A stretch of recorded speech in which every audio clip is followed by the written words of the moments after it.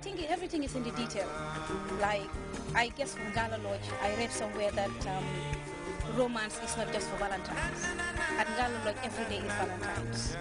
Because they're very particular about the service. What gives them this award is nothing but the exceptional and consistent service delivery. This is what we've been talking about in the industry. And service is not the structure, service is not the room, service is the people. And people come, people serve them, deliver the service. What Ngala Lodge have demonstrated is exceptional and consistent service delivery. Because if you win an award, the best hotel in Africa, a couple of months later down the line, you are the fourth, I will say the third, because number one is Mauritius, second is South Africa, and the third is Cape Town. Cape Town is part of South Africa, so that makes us number three, the third. Gambia, technically Gambia is the third in terms of romantic hotel in Africa. And we have other people that we left behind. I guess the reason why is the environment also. It is a romantic environment. The moment you walk in through the door, you could see the way the setup is done. Even the landscaping, it's designed in such a way that as soon as you walk in, you can feel the warmth. Then you're walking down. There's another experience walking down the stairs. Walking down to your room, walking up to your room, walking to the restaurant, and even walking down to the beach. So there's an experience that Peter created together with his team that have made Ngala Lodge one. But again, the added value is the service. And he doesn't deliver the service, but it's the people. So he feels for the people, he takes care of his people, and his people are in turn delivering the required service. We are family. You give them that feel-good factor, and they'll keep coming back.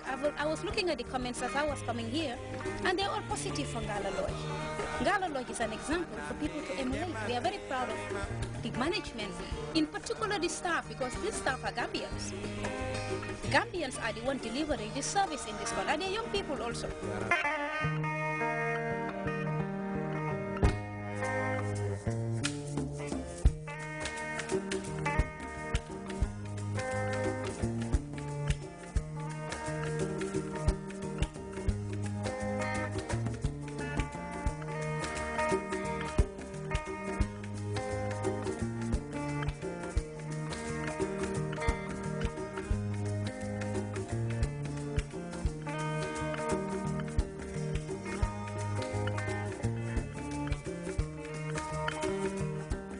Hi, I'm Nipa from New York City. I'm at Sandeli Resort, and you're watching The Expedition. Expedition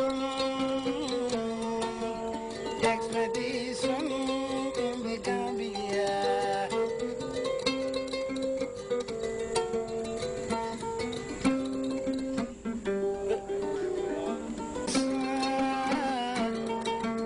Expedition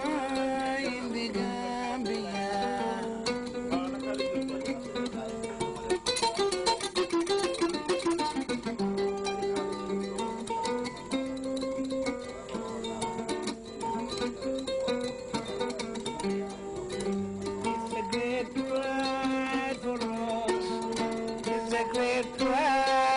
Gambia. It's also educative. Expedition in the Gambia. You're watching The Expedition with me, Ibrahim Jata, exploring the characterful outlook of this Marlin coast, now advancing a brimful festival quest. The expedition is in Kiang Jenier as the lower river settlement comes together in ways never seen before to celebrate its cultures and the valued traditions defining its existence. Jenier is celebrating its first cultural festival amid the inauguration of what could be the country's first community museum. Let's discover Kiang.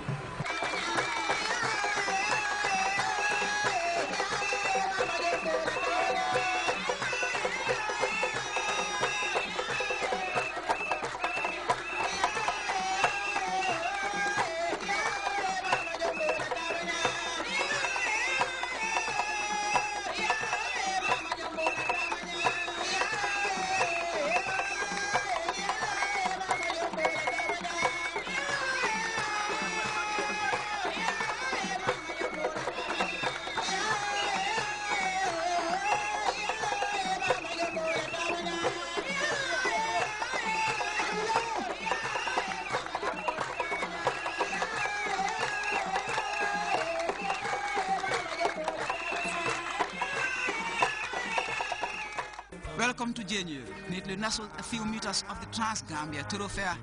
Visitors will quickly discern the unhurried local feel, easily gliding along with the charm and perceived serenity of the Lower River community in Kiang East, immensely famous for resisting the conquest of legendary jihadist Forekaba Dumbuya during what is best known as the Soninke Marabu Wars. Between 1850 and 1901, and there was, like a very, very, turbulent period. This was a very turbulent period in history of the Gambia, and this is the period we historians like to call the Soninke Marabu wars. You had all these wars, between, on the one hand, the Islamic reformists, those who wanted, the pure form of Islam, okay, and then on the other hand, you had the Soninkes, who, this was general name for either those who were not Muslim or they were nominal Muslims.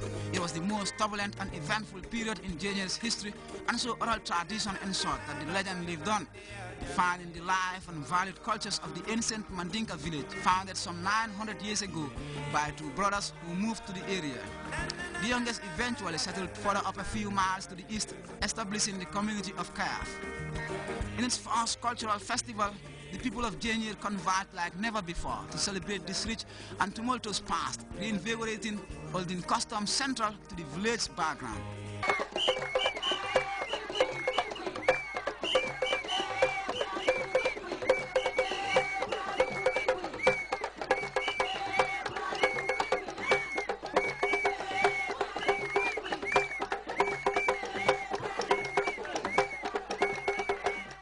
Enlivened carnival attracted multitudes of people, including neighbors from satellite communities, bringing both variety and thrill to a committed revival of culture.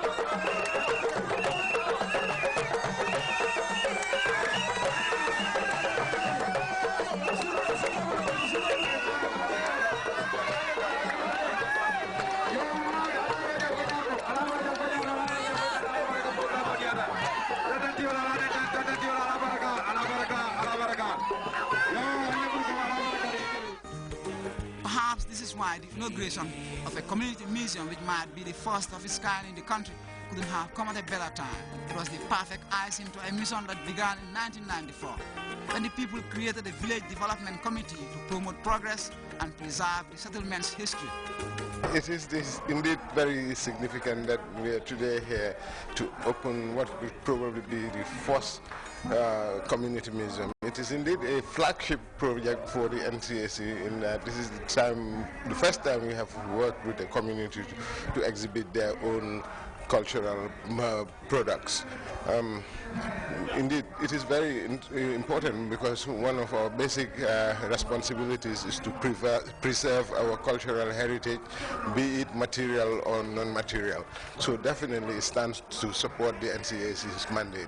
This museum is particularly very instructive because it is the outcome of the meeting of oral history with reality, because it has its origins in a legend that was spoken about from generation to generation about a well inside the tattoo at January.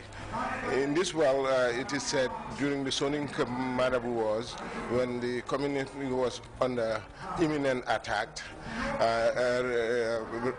before fleeing from the forces of Forekaba, they decided to bury all their wares, all the things that were important to them.